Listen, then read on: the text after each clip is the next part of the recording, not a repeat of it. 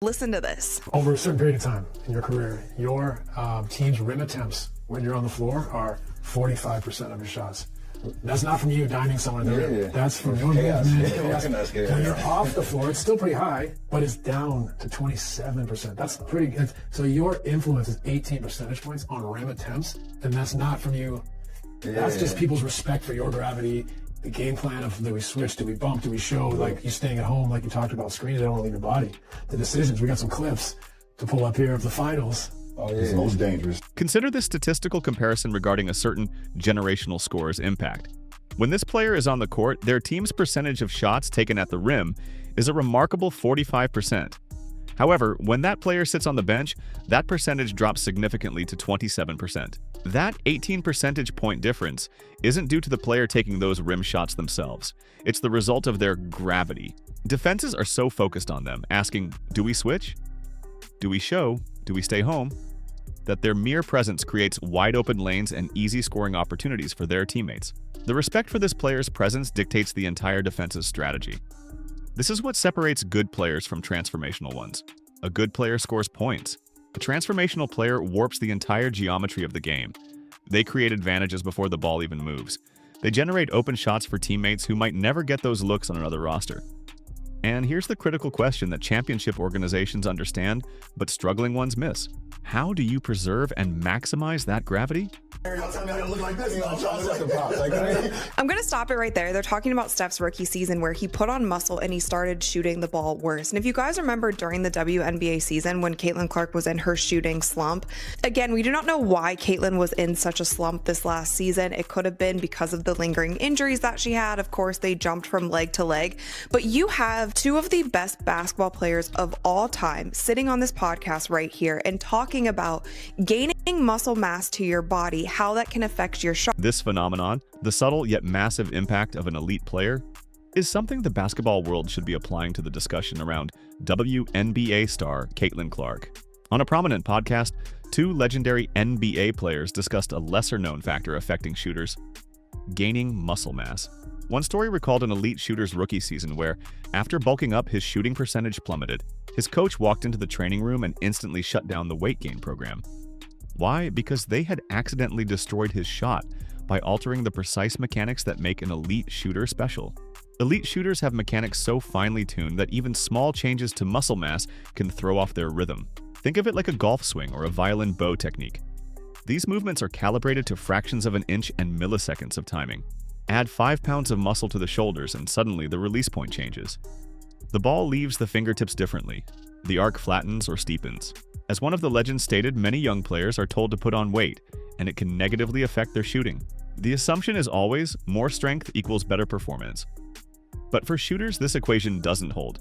Shooting isn't about power, it's about repeatability, touch, and muscle memory refined over tens of thousands of repetitions. Now, consider Clark. She reportedly entered her professional season noticeably stronger with more muscle mass than her college sophomore year. What followed was a highly discussed shooting slump.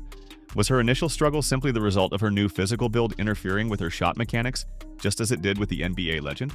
While injuries are a factor, two of the greatest players ever openly discussed how adding strength can wreck a shooter's motion. The organization that drafted her appears not to have prioritized her shooting mechanics above everything else, a mistake the NBA's most successful shooting organization avoided with their star. The NBA dynasty built around their generational shooter understood something fundamental. You don't change what makes someone elite to fit your strength and conditioning program. You adjust your program to preserve what makes them elite. Threes a game. And now this was before the new age of the NBA when everybody is just shooting so many threes. And now it's like, it's not uncommon for like 3-4 guys on your roster to shoot hundreds of threes. Shot quality is still very still out on where the league is. Weimar was the first one who told me, like, yo, you should shoot 15 threes a game. I was like, what? Like, you know how hard it is to get 12 good looks up? Like, but he's one of those, like, why not? The math says, 15 threes for you is great. Like, oh, yeah. So you start thinking about it, but yeah, the game strength is more crazy. What was it? Was it that conversation? Was it Stevie Kerr? Like, instead of focusing on shot mechanics, the conversation around Clark has been dominated by the efficiency police. Calls for her to be more selective, to shoot less, and to reduce turnovers. This mindset is the complete opposite of what revolutionized the game for the generational NBA shooter. That player's team manager told him to shoot an astonishing 15 three-pointers per game. The player's own reaction was that the number seemed crazy, but the team understood something crucial. The player's gravity meant that even his bad shots were often creating better shots for everyone else on the floor. Think about what happens when a player with elite gravity pulls up for a contested three early in the shot clock. The traditional analyst sees a bad shot, contested early clock, low percentage. But watch what happens to the defense. Three players collapse, rotations break down. The help defender takes one step too many. And now, when that shot misses, the offensive rebound is wide open. Or the next possession, that same look becomes a kickout for a wide open corner three. The gravity player trains the defense to panic. Every possession becomes a calculated gamble. Do we live with the superstar's shot, or do we help and give up something even better? They didn't tell him to keep his efficiency up. They made a complete organizational commitment to letting their superstar be a superstar, with no restrictions. This commitment led him to shoot hundreds more three-pointers in one season, a massive shift in offensive philosophy that launched the team's dynasty. The player went from taking around 600 three-pointers per season to taking more than 800. That's not a small adjustment. It's a complete philosophical overhaul. And critics said it wouldn't work. They said he was shooting too much, that the efficiency would crater, that teams would adjust. Instead, championships followed. What was the impetus behind taking up 200? The way that we created shots was a big part of it. The offense that he instilled, where it was less, traditional pick and roll, less pick on game, more movement, post to pass, all that stuff. Where you're creating, the concept of all 15 threes, cool, but they're not all created equal in terms of game pressure, the rhythm and flow of how is it one pass shot? Is it ball's changed side three times and you're coming off and you move, touched it, got back, relocated? That's a different shot percentage wise than the exact same shot from the exact same spot on the floor. The key to maximizing a player like Clark isn't just about volume. It's about shot quality and rhythm, which an elite shooter defined as a three-pointer taken in the flow of a fast-moving offense, perhaps after a relocation or a one-pass action, is a completely different shot percentage-wise than the exact same shot taken after the ball has swung around 3 times. This insight is crucial. Not all shots from the same spot are created equal. The corner 3 off a drive and kick is fundamentally different from the corner 3 after the ball swings side to side while the defense gets set. Why? Because defense is about time. Give a defense time to rotate, communicate, and get organized, and even open shots become harder. The defense can catch their breath. They can make the proper switches. They can eliminate the easy advantages. The NBA champions built their entire offense around their star's movement, not just with the ball, but without it. This constant motion created the rhythm needed for him to shoot at peak efficiency. They ran him off screens. They used him as a screener. They had him relocating constantly, forcing defenders to chase through traffic while trying to track both him and the ball. The offense never slowed down. It was designed to create what coaches call advantage situations before the defense could set. And the star's gravity meant that every screen he set, every cut he made, created a decision point for the defense. A moment where they could guess wrong and give up an easy basket. If a team's offense flows better when the generational talent is sitting, it's a clear sign the coaching staff has not figured out how to properly integrate and utilize that talent's gravity and skills. This is the red flag. If your superstar makes the offense worse, you don't have a superstar problem. You have a system problem. Why not shoot 15? And Steph Curry talks about he went from one season shooting a certain amount of threes to the next season he shot over 200 more threes in that next season. And this is where Steph Curry starts to make leaps in his career. He's shooting more threes, but he's also becoming a greater player. The Warriors are starting to win. Like, all of these things contribute to a winning system of basketball because they are setting up the style of basketball for a player like Steph Curry, for a player who is changing the game with the way that he plays, the generational shooter and talent that is Steph Curry. And I think there's also been this really weird efficiency. As one legend explained, when the most dangerous player passes the ball, defenders immediately relax. They think they've won the possession, but the truth is, that player is most dangerous when they give the ball up. This is the signal for the offense to go into hyperdrive. The star player is then moving without the ball, relocating, setting screens, and forcing the defense to make impossible choices. Watch championship-level offense and you'll see it. The moment the superstar gives up the ball, they sprint. Not jog. Sprint. They're cutting hard, setting back screens, relocating to the opposite wing.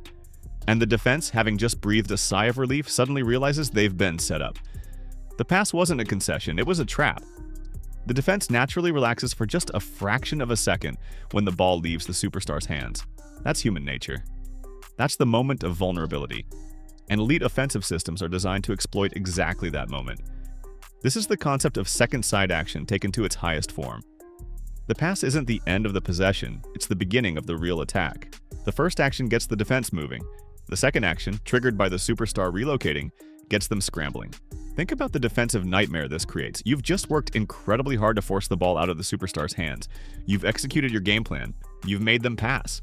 And now, instead of being able to rest and recover, you have to chase them through multiple screens while the ball swings to the other side of the floor. You're exhausted, your legs are burning, and they're fresh because they just gave up the ball and got a mini rest. For Clark, the opposite has often been true. She makes a brilliant pass and then often becomes a spectator, leading to the common, misguided praise that the team is better when she moves the ball. The WNBA team hasn't created a system where Clark passing the ball is the signal for defensive chaos. Instead, she makes the brilliant read, delivers the perfect pass, and then stands and watches. The offense becomes static. The gravity disappears because she's removed herself from the equation. The defense can now focus entirely on the new ball handler, and the advantage evaporates. This isn't Clark's fault. It's a systematic failure to build an offense that weaponizes her complete skill set. The coaching staff hasn't designed plays where her pass triggers predetermined actions. They haven't created a culture where passing means, now we attack harder. They've let her become a traditional point guard in the worst sense, someone who distributes and then spectates. Compare this to the championship model where passing was just another way to manipulate the defense. The system had memory. If you passed to a certain player in a certain spot, everyone else knew exactly where to go and what to do. The offense operated with a shared understanding that created chaos for opponents but clarity for teammates. There's an important caveat to all of this discussion about gravity and volume. Analytics have genuinely improved basketball. The emphasis on three-pointers and shots at the rim has made offenses more efficient. The understanding of spacing and floor balance has helped even mediocre teams play smarter. But analytics can also become a prison when applied without context. The numbers can tell you that contested mid-range jumpers are inefficient. They can't tell you that your superstar taking that shot keeps the defense honest and opens up everything else. The numbers can tell you that turning the ball over hurts your offensive rating. They can't tell you that playing aggressively and pushing tempo, even if it leads to more turnovers, creates a style of play that's harder to defend over the course of a season. The best organizations use analytics as a tool, not a rulebook. They understand that the numbers describe what has happened, not necessarily what should happen with a generational talent. They're willing to let the outlier be an outlier. When you have a player who operates outside normal parameters, someone with range from 35 feet, someone who can hit shots that no one else would take, someone whose mere presence alters defensive geometry, you can't coach them like everyone else. The numbers that apply to normal players don't apply to them. This is why the efficiency police approach with Clark is so frustrating to anyone who understands basketball at a deeper level. Yes, in a vacuum, taking fewer shots and having fewer turnovers would improve her efficiency numbers. But she doesn't play in a vacuum. She plays in a system that should be designed to maximize her unique talents, not constrain them to fit conventional wisdom. The difference between these organizations comes down to priorities and philosophy. The champion NBA team prioritized the star's unique shooting talent, even at the expense of traditional strength building or efficiency. They built the system around the player. They said, we have something special. How do we preserve it, enhance it, and build everything else around it?